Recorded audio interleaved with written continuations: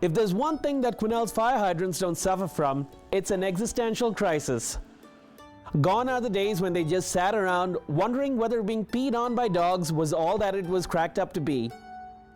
For the last 14 years, they've had a purpose in life.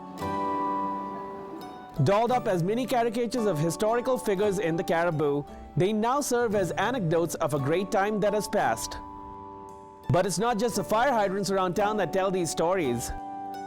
Other lifeless objects like this wall and this bench also tell a story of a mysterious creator who went around town with a magic brush animating the inanimate. Great skills. When I was 4 years old, I lived in a foster home, and the woman there gave me a 5x7 picture of a foal to paint in the little oil painting kits you could get. And the best gift she ever gave me was putting her arm around my shoulders at Christmas time and saying, "You don't have to paint in the lines." Leigh moved to Quesnel in 1996 and has been adding a dab of color here, there, and everywhere since. After spending years in mineral exploration, Leigh is now in the business of hiding gems instead of finding them.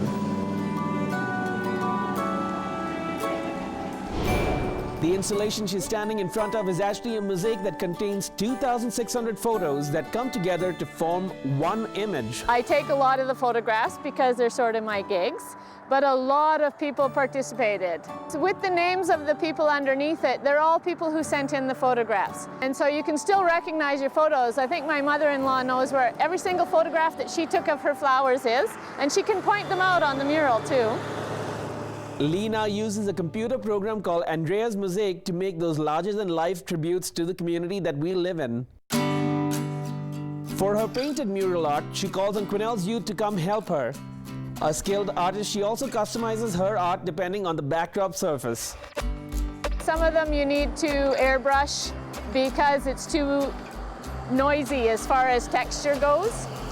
And some of them, like the bear salmon fishing, is painted on Alubond. This is printed, and it's printed on Alubest, and it's a material that's they use it for signs. All the signs that you see on the highway that look like printed pictures, that's what they're printed on.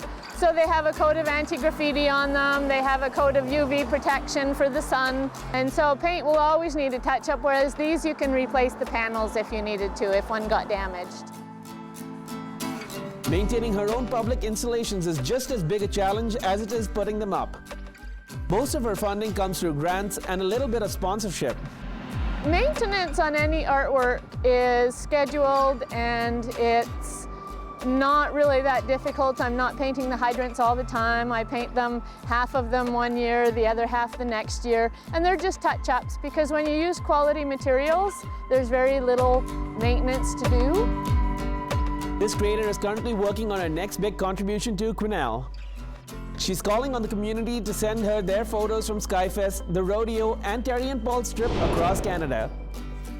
She intends to put this giant mosaic up on the north-facing wall of the Johnston Meier Insurance building in town.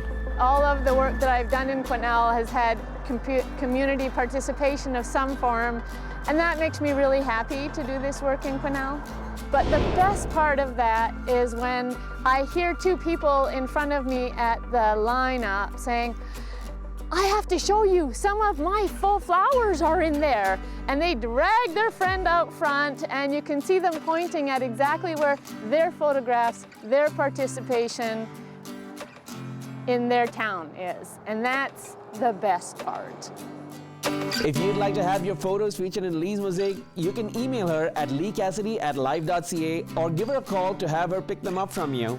I get that my children in Quesnel are more wise and enjoy and have fun. I think that art just makes where we live a better thing. The new mosaic in downtown Quesnel is slated to be installed by the end of October.